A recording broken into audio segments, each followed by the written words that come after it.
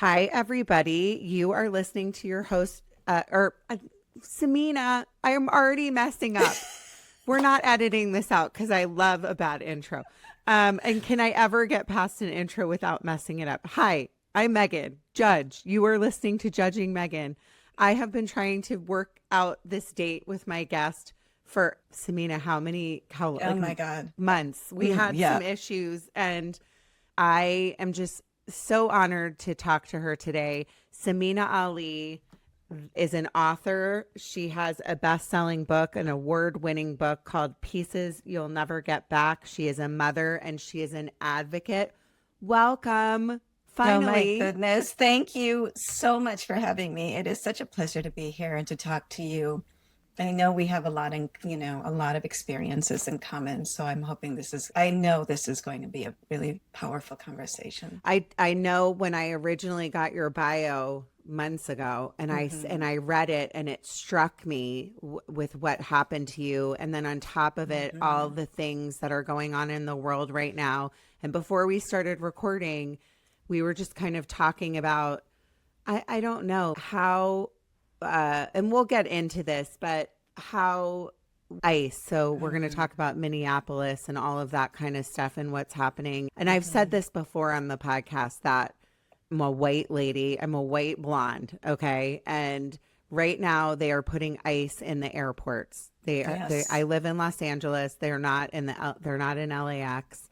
But they're all over the country. And then today I was watching a video of a woman. I don't know if you saw this, Samina, Hmm. being wrestled to the ground.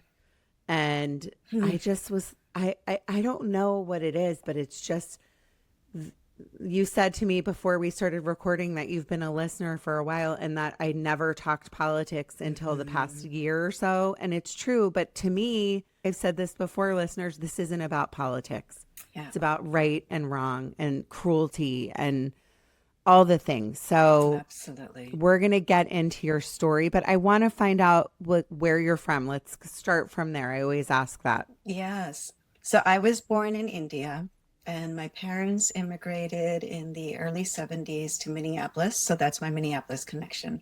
I grew up in Minneapolis. I'm a Midwestern girl and went to schools there and university there. And then I moved to California when I got married. So when I was about 26 or 27, and I have raised my two kids here. So India, Minneapolis, San Francisco. Well, just FYI, Porvi is one of my very best friends. She lives in Switzerland. Shout out Porvi. She is from India, and I will never forget Porvi's wedding.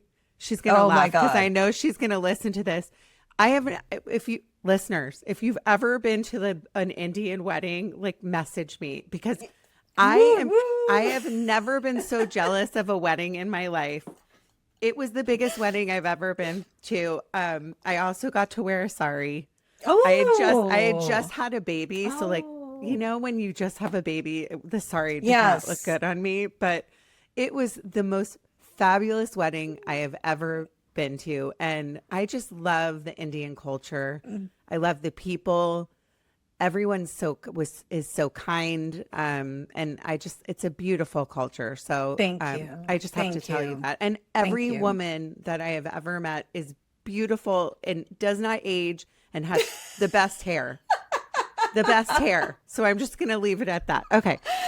So we're gonna say that, and then we're gonna talk about the fact that you went from Minneapolis to California. So now you're a Yeah. California native. Hmm. But why you're really here today is to talk about your book and what you've been through in the delivery process. Yeah. And a lot of your book is about this. So before I ask you your Hmm. story, Hmm. I'm going to kind of talk about the fact that when your bio came in, it struck me because in the United States, Hmm. there are so many issues with things that can go wrong, Exactly. specifically with the black and brown people not getting the equal Hmm. rights when it Hmm. comes to their hospital care or their doctors. But things can go wrong in All the time. hospitals all the time, Absolutely. and people don't understand that the way that I lost Julie, my best friend, who I talk about all the time, was because of hospital negligence. Exactly. And you know, if you listeners, I've said this before, you can go back and Google Julie Ellis Lamolt. But I lost my everything when Julie lost her life due to hospital negligence and the tubes not being connected during her epidural. So I'm going to ask you about your story because I never want to scare people. I'm sure you don't either, but this is a reality that women need to talk more about, that how women are treated, minorities are treated in hospitals specifically. And I just want to start there. So can you kind of... Thank you. Yeah, I think it's so important. I completely agree with you. No one wants to talk about the bad stuff that happens when you're pregnant. And when I was interviewing doctors, when I wrote my memoir, one of the doctors told me that when a woman comes in as a patient and declares to her, oh my God, I'm pregnant. I just found out I'm pregnant. And it's her first appointment.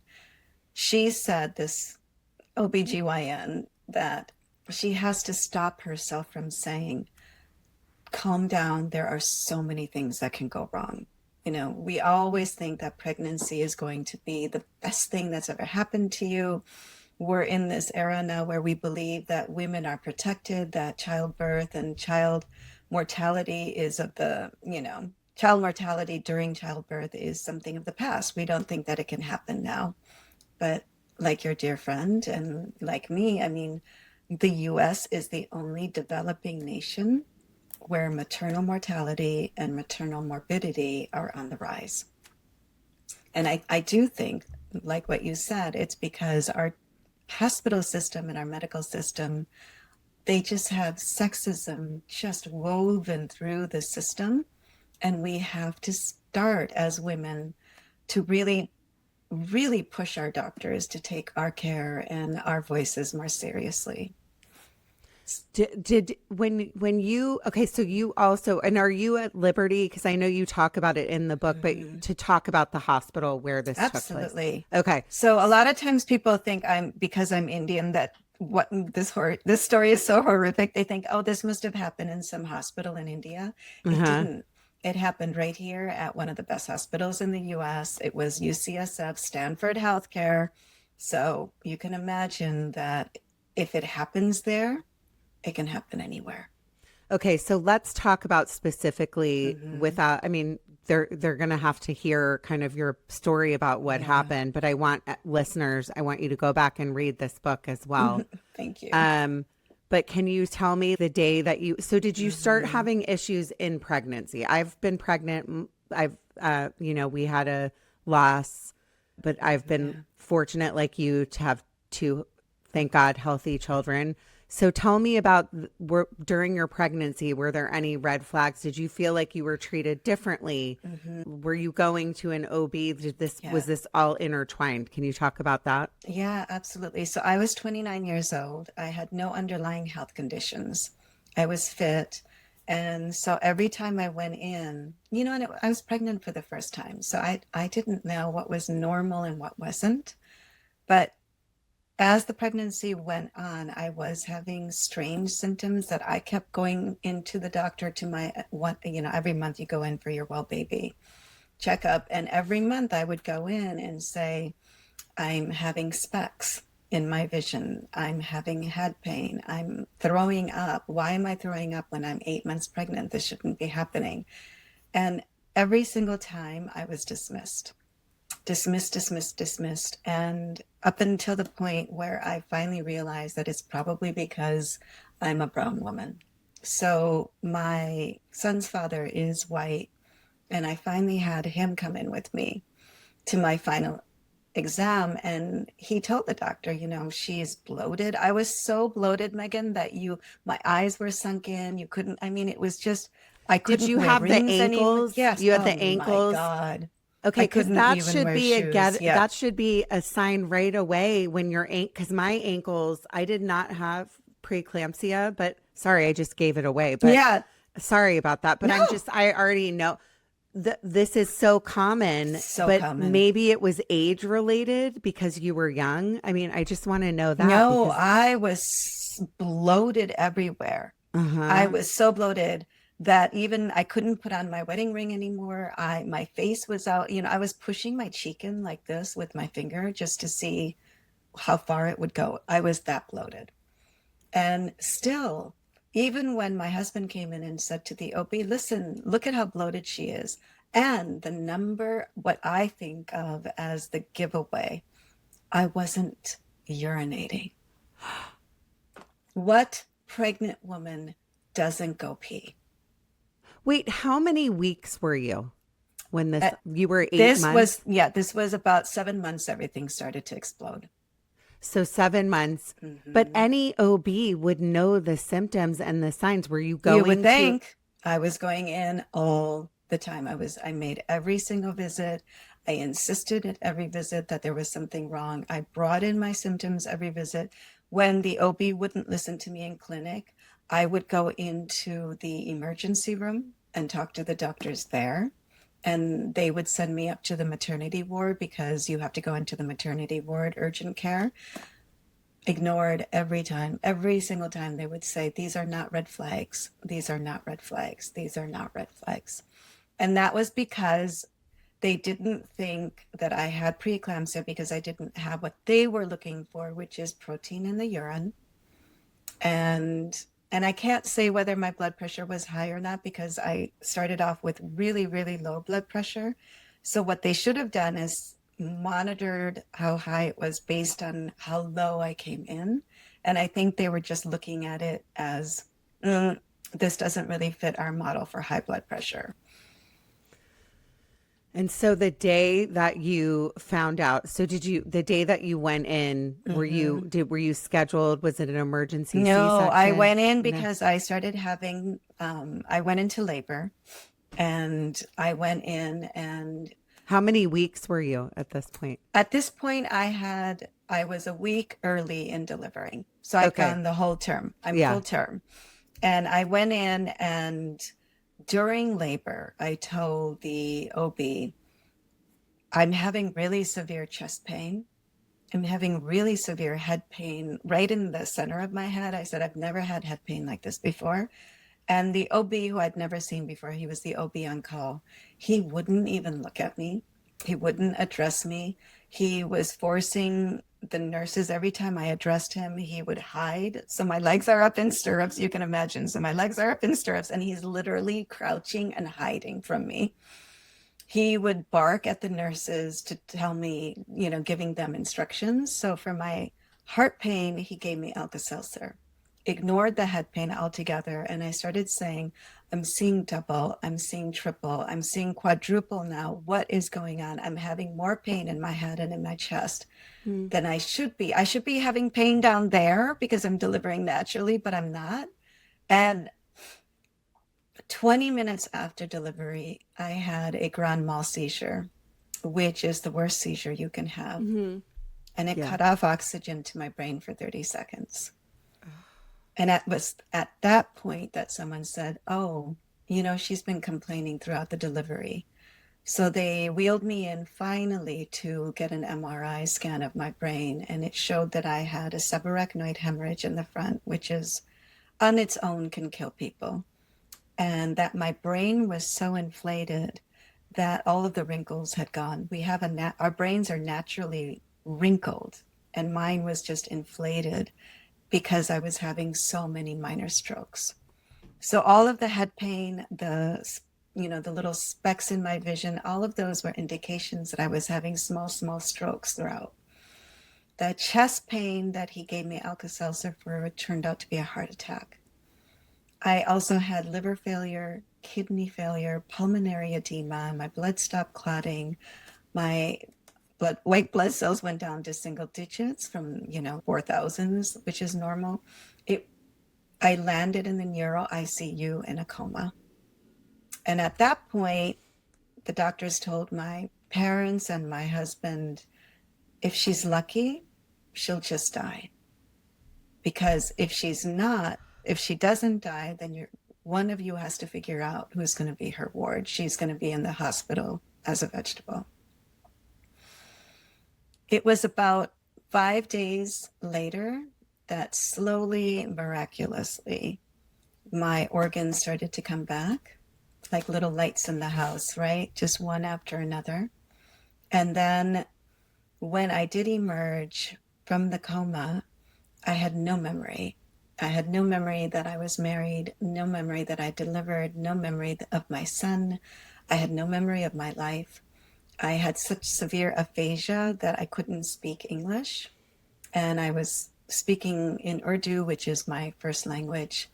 And, you know, my husband came up to me and he looked all relieved. And I looked back at him and I was so frightened. And I remember I said to him, "Who are you?" They brought my... I don't Yeah. even know. I'm sorry to interrupt, but I'm No, like, this is please. so triggering Yeah. thinking about all of Yeah. this, but just also my thinking about the pain of your husband and your Yes. parents and your baby, that you didn't get to have the experience that we all want as mothers, Exactly. feeling robbed of that joy, the most amazing joy that you can, at least in my experience, the best, Absolutely. happiest day of my life was when I met my two babies. Absolutely. So I just have to tell you, from that piece of it alone, I think about your husband and Yeah. how horrific, and it makes me, what it does is it makes me angry. It makes me angry over the arrogance.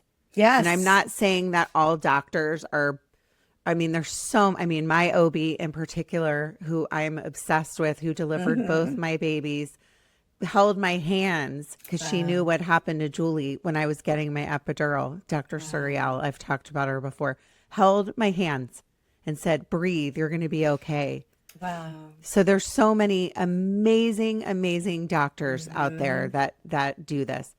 But I'm sorry, I know. there's a lot of arrogance in this industry as well, and you weren't treated fairly, and that makes my blood boil. That's how I feel. That's why I feel like if I came back, you know, it was a 7-year recovery because, you know, I had lost so many brain functions. I had lost so many bodily functions. You know, I had to relearn how to speak. I was doing lots of different things alongside my son, right? Relearning how to get up on my feet and take steps, and relearning how to talk and go to the bathroom on my own. And it was like I was doing all this while I had a newborn. And 3 years after the delivery, I went in for what became my final exam, follow-up exam with my neurologist. And he was the one who first suggested that I write a book. And he said, you know, I don't know what you did, because in my 25, 30 years of being a neurologist, I've never seen anyone go as far as you, have as many, you know, complications as you, have as much brain trauma as you, and come back. And he said, not only have you come back, but you're a writer and you can write, which no one that I could do, Meghan. When I was, you know, 6 weeks out, I had gone in to see a neurologist and said, you know, will I ever be able to write again? Because that was the one part of my identity that I could remember. I'd lost so many pieces, which is why it's called Pieces You'll Never Get Back. Because I hold it up higher, because I want everyone. This is a book everyone needs to read, especially women. Women, we need to be there, right? Don't you think? Every woman needs to support this, and we always come. Just women in general, we come second. And this is always right. And this is educating, and women are so great. I talk about it all the time, but we have to band together and support each other. Amen. Amen. Yeah. Absolutely. So let me ask you, going back a little bit, because my big mouth had to interrupt, but okay, so you did not recognize your husband. No. You were not speaking English. You were speaking your first language. So you, little by little, as you were taken out, I'm assuming they put you into a medically induced coma? No, I went into a coma because of the amount of brain damage. Okay. And then how did things start? Because you had a newborn, you said. So did you were you in the hospital for a long period of time? How? I was in the hospital, and what happened with him, because with preeclampsia, what happens is that the body thinks that the fetus is a foreign entity. It's almost like it's similar to when you get an organ transplant and you wait and see if your body will accept the organ transplant or reject it. So with preeclampsia, your body is rejecting the fetus. So that meant that my body throughout the pregnancy was trying to expel my son. And so when he was born, he was so malnutritioned. He was Mhm. so underweight, and he did not score well at all on the APGAR, that test. And when I had my seizure and was put, transferred down to the neuro ICU and was in a coma, he stopped breathing because he was so malnutritioned. And they transferred him into the NICU ICU. So my husband was going from the NICU ICU to visit our newborn down to the seventh floor to visit me in the neuro ICU, and back up and down and up and down. And the hospital finally said to him, "We want to give you the recovery room where your wife should be recovering, just in case you have to make any final, decisions about either one of them." So he ended up staying there. How long was the baby in NICU? I He was in the NICU ICU for about a week. Can I ask his name? Ishmael. Oh.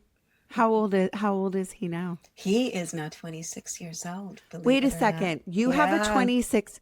I I thought do. you were 35. I'm not like, if you are watching this on YouTube, this is not fair. You look like you're 35 years old. No, I am not. I thought you were going to say he's 6 or something. No, not at Oh my all. God. Are you You joking? you are so I sweet. don't You're even so know what to kind. say.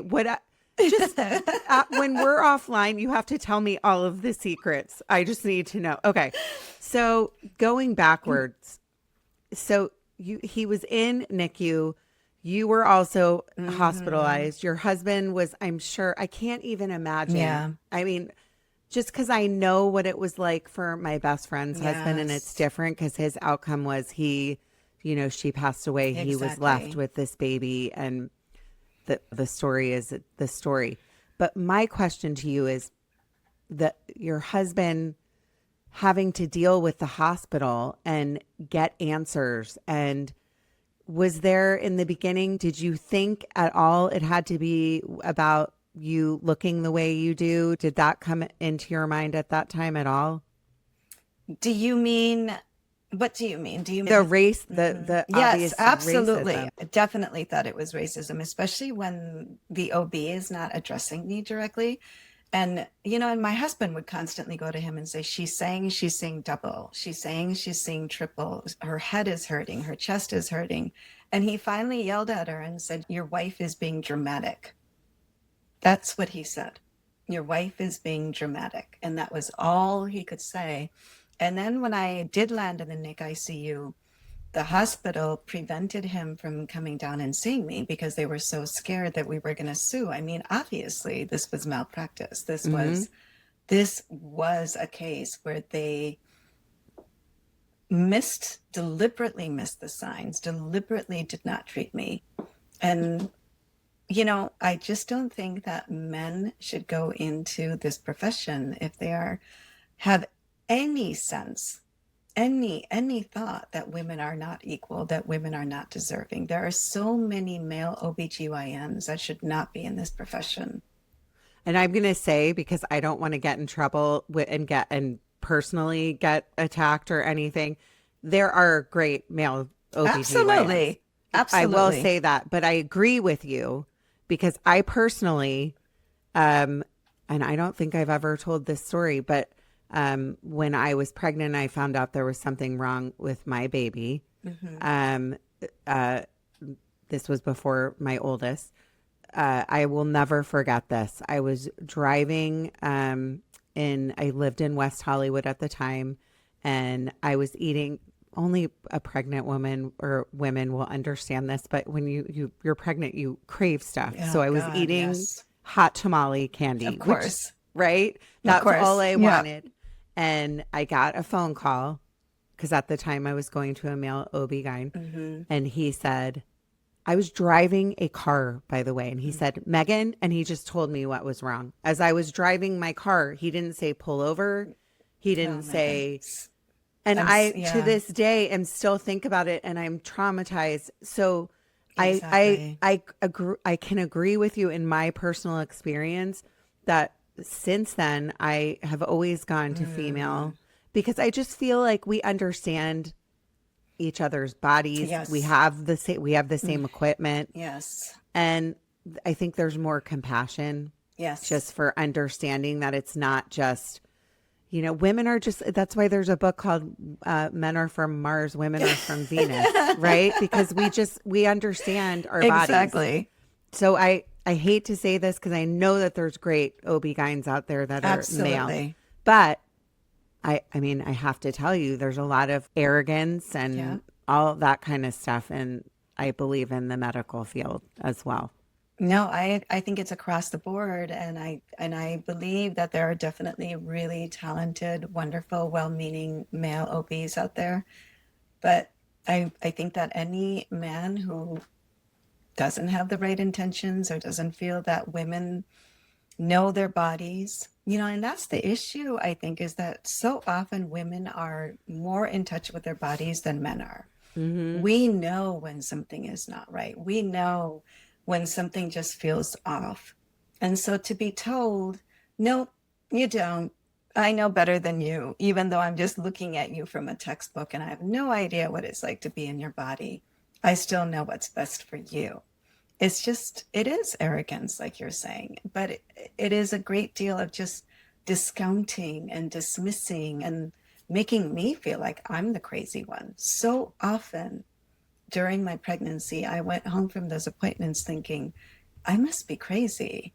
I must be hysterical, like they're telling me. I must be just, out of my mind, just like they're telling me. I doubted Do myself. you think, are you spiritual? I am. Okay. Do you think, because it is a full miracle that you're Yes. able to, look at you and you're 26 years later and you have all the functions back. Sometimes you ever think why you went through this experience was to come out the other side and help other women with your Absolutely. story and therefore write this book? Absolutely. And, that's what my neurologist told me. He was the first one to say, write this book because it will help both physicians and other women. And, that was 3 years after I delivered. And I remember walking out of that room and thinking, hell no, I will never go back and write that story because I never want to be in that space of that era of darkness Yeah. again. Yeah. Because That, it's triggering oh, it's thinking. I so mean, I'm writing triggering. my book and I can't Mm-hmm. finish it because it's every Mm-hmm. time you sit down to write, you're re traumatized, And you right? cry. Yeah, you're Yeah. crying at your desk. You're back in that space, and it's like torture. But do you think the Mm-hmm. reason why you had to is because of where you are today, and this is your Absolutely. calling in life? Because the fact that you Absolutely. made it through and you're I don't want to say healed, but Mm-hmm. because you're never going to be healed No, I mentally. won't be healed. Yeah. So I would assume that you have PTSD from the whole Yes. situation and have had to have a lot of therapy and that kind of stuff. Mm-hmm. But I just think hearing the story makes me, it's got to be something connected with purpose and why Absolutely. you had to go through it to be able to be here today. Oh, I completely agree with that. I think that grief is something that in our Western culture we tell people, "Oh, get over it. It Hmm. just, it's been a year. Why are you still thinking about that?" And we stop talking about grief, which is why your podcast is so important because we need to talk about grief. We need to talk about the seasons. And sometimes a season of grief can be very prolonged, like mine was. And it went on for years and years and years. And It was only when I could feel like I could face it again, that I could go back to that place, that I decided to write the book. And I decided to write the book because there was, I had just finished an article for the Huffington Post back then about maternal mortality and maternal morbidity. And it was then that I discovered that we in the US are climbing. And I thought, oh my God, I thought for sure we would have addressed this by now. Here we are, 15 years since my delivery, and things are getting worse for Yeah. women. How is that even possible? And now look at where we are. I hate to bring up politics, but No, it's oh not. my God. And again, we're not using the P word. Yeah, It's not politics. It's not politics. it's not politics. It's like I say all the time, I just want to make up a whole new word for it because it's so not true. right and left. It's right and wrong. It is. Right It's and right wrong. and wrong. And It's look not- at what is happening during this wrong era for women in the US. Look at all of the rights that are being taken away from, top down. Look at what's happened to Roe v. Wade. Versus Oh Wade, my yeah. God. Roe Look v. at what, Wade. yeah. And look at, Or look at the fact that now women are getting what is the state they're saying they want to put women to death? yes. I can't, Alabama or something. Yeah, there's some kind of bill. I mean, this honestly, don't you feel, because this happened to you 26 years ago, Mm-hmm. the fact that 26 years ago this happened, I'm sure in your head went, I'm going to eventually get to a place where I can talk about this and help other women. And then you said 15 years later, it got worse. And then look at what we're going through now. Look at what we're going through now. I mean, the fact that the word woman is, woman, and disability, these words have even been taken off of certain websites, that from the government, because they don't want them.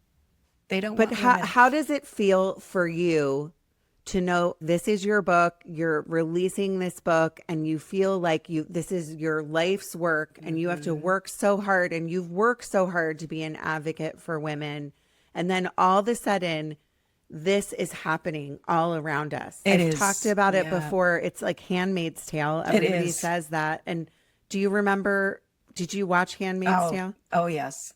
And I thought it was far-fetched when I watched it. Everybody did. And I remember at the time I had a friend and she said, oh, no, this could happen. And I went, No. are you crazy? Yeah. No, this couldn't happen here. And then little by little, Yeah. they're trying to take our voting rights away if we have a different last name. So I would say now my listeners know what they're getting when they're listening. Yes. So if you're supporting whatever's happening on what I don't even know what that site is, you probably aren't listening to this. But if you're listening to this, what are some things that you're telling other women, specifically minorities, that walk into a hospital and think that they're going to meet their child and have the best day of their life, and instead leave unalive? Yeah. I mean, people are dying. So can women you are talk about dying. that? And I mean, I tell women all the time. I mean, I use even Serena Williams' case. I mean, she was Serena Williams. This is, a famous tennis player, and she didn't get the care. I mean, if she can't get the care, I mean, I have no hope. Other women have no hope, and because she's so famous, and she can, you would think that the doctors would have listened to her, and it's just astounding to me that we still have such a discrepancy. Even so, first of all, of course, there is that layer of sexism, and then of course, and underneath that, there is that layer of racism, so that brown and Black women are experiencing higher levels of maternal mortality, higher levels of maternal morbidity.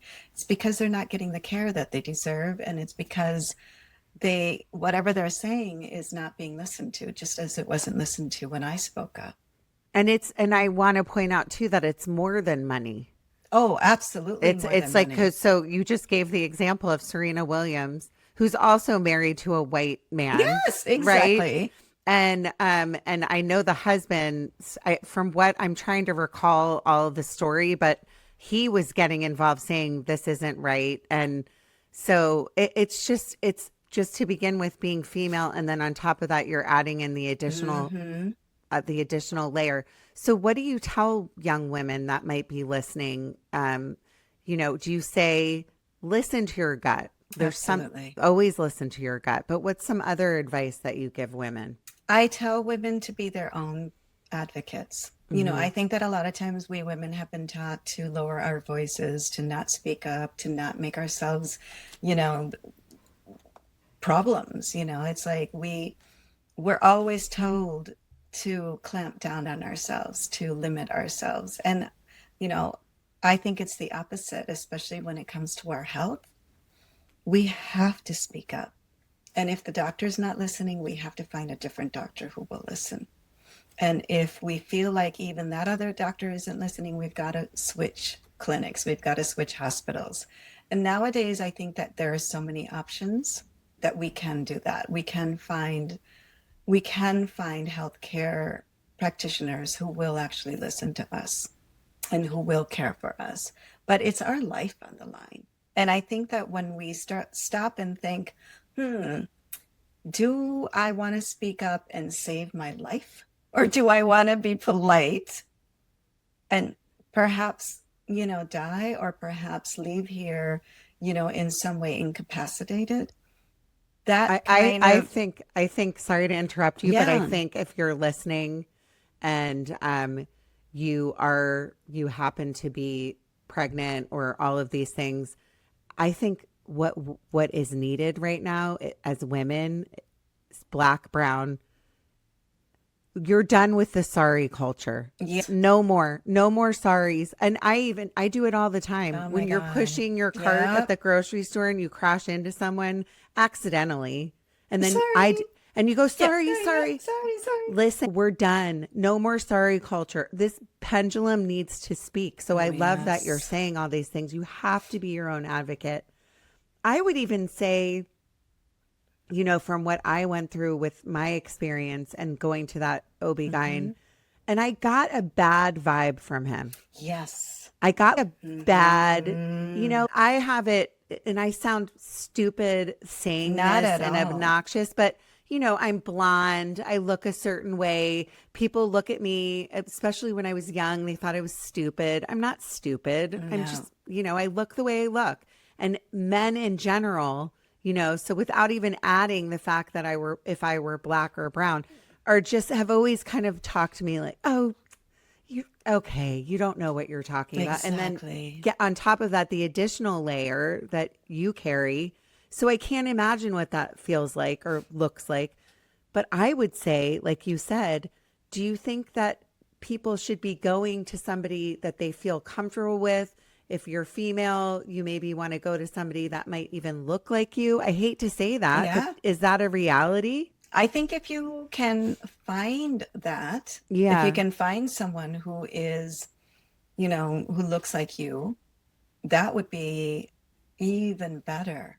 But Even better. unfortunately, I think too, it's um, people don't want to go into this field anymore I and into know. gynecology because what of all this lawsuits and all of these things Hmm. that it takes. I would say women caring about other women to go Exactly. into this field, and that's what's needed, right? Yep. That's exactly what is needed. But across the board, right? When we're Mm-hmm. talking about healthcare, I think, the other, for instance, we women think that the number one killer for women is breast cancer, but it's heart disease. And yet so much of medical, research is based on men and men's symptoms of heart attacks and men's heart disease. And I'm thinking, where did the women go then? If it's the number one killer for women, why aren't we being more, researched and looked Because we at? will continue to be second class citizens Exactly. until we all step up and teach our daughters Yep. that, because I have news listeners, and I said this in the past couple episodes.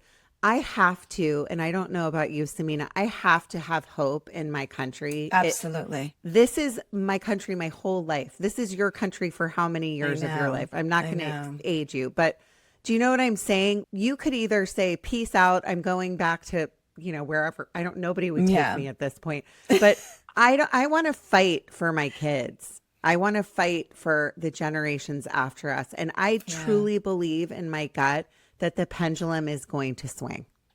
I And hope maybe so. I'm being too Pollyanna, but what's No. the alternative that we have No. to just throw in the towel and be like, okay, I'm going to be a handmaid's tale. I wouldn't even be a handmaid's tale. I would be one of the ladies putting people through tunnels, right? Do you know what I'm talking about? I'd be like, let's go through the tunnel, and I'd get in trouble and Exactly. be on a wall or I something. know. Yeah, Exactly. that's not Exactly. not to make light of it, but we got to laugh sometimes. We do have to. I mean, I agree with you. We have to have hope because if we have hope, we can change the future.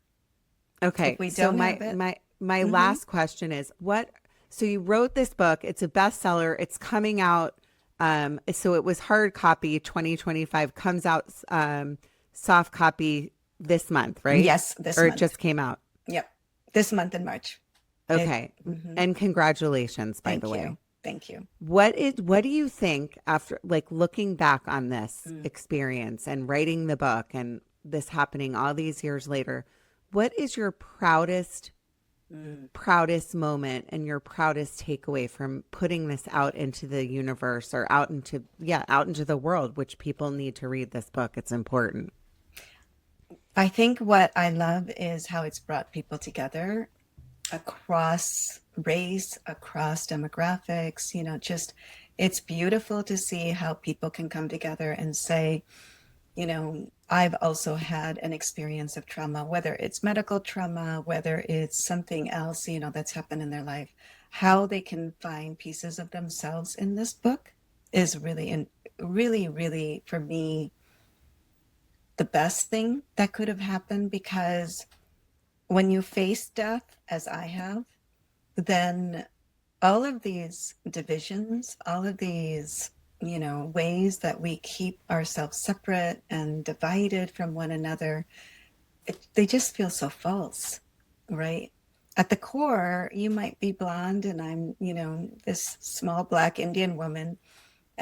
But at the core, we're the same, Megan. We both have feelings. We both have the same cellular structure. We both have the same biology. It's like we both have emotions. We both understand so much about this world, and it's because we're human, and that human connection, I think, is getting lost in all the noise. So I'm glad that the memoir is bringing a little bit of light during this very, very very dark time. Ugh, you make me emotional. What I'll say is to that, I think the most important thing you can do as a human being is sit with somebody that's different than you are I and love has that. and has a different Hmm. background, you know? Beautiful. And my favorite people are different, had Hmm. grew up differently, look different than I do, think differently, might be a different religion, might be think, might there have all kinds of differences. But like you said, we're both women. Exactly. Unfortunately, you're looking a whole lot better than I am for I however don't you think are, so. however Let's old you are. not true at all. But no, but it's true. I say that all the time. I've told my daughters this, if you are ever have some kind of racist inkling or some kind of Mm, prejudice, they say the best thing to do is live or work with somebody that's different than you. I love that. I'm so glad you say that, and I think that a Yeah. lot of times people don't have the courage, right? They're Well, it's so time. scared. Yes, it's It's so time. time. It's so time. And Hmm. with what we talked in the beginning about what's going on in Minnesota, or, what I was so proud of with Renee Good Mm, is this is a white woman that was yeah. fighting for people that look different than she did.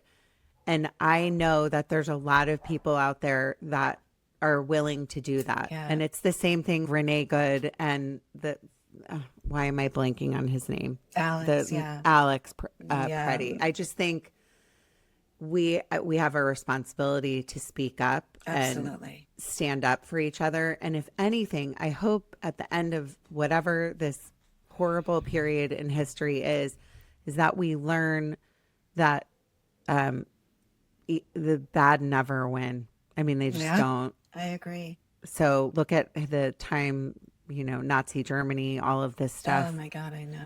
It has a way of coming back around. So I cannot tell you how much I love sitting with you today and talking to you, and how grateful I am that you're putting this book out into the universe, out for other women. I feel like these kinds of stories need to be told and shared. And like I said, we're done with the sorry culture. Yes, we are. No more sorry culture. Thank you so much for sitting with me. Listeners, if you're so inclined, I hate being asking this. I'm starting to ask it every week because I would love for you to take 2 seconds and leave me a review on YouTube or Apple, wherever you're listening, Spotify. And I'm so grateful to do this every week. I'm so happy to hear from all of you. And honestly, I have to tell you in closing, we're going to get through this. We're going to get through this. Talk to people. Make human connections. Learn from somebody different than you are. And that's what's going to take away the bad. Do something good. Do something kind today. And I'm just so grateful to meet you. So thank you for coming on. Can you tell everybody where they can find you and where they can purchase the book? Yes, so they can find me online. It's just my name, Samina, SAMINA. ALI.net is my website. The book again is called Pieces You'll Never Get Back, and it's a memoir of unlikely survival. They can find the book anywhere, in local bookstores, Amazon, anywhere. It's everywhere. And are you on social media? Can people follow you? They can definitely follow me on Instagram. Okay, what's your social? Yeah, so it's just Samina Ali Writer. Okay, I think I'm following you, and if I'm not, we're now new best friends. Perfect.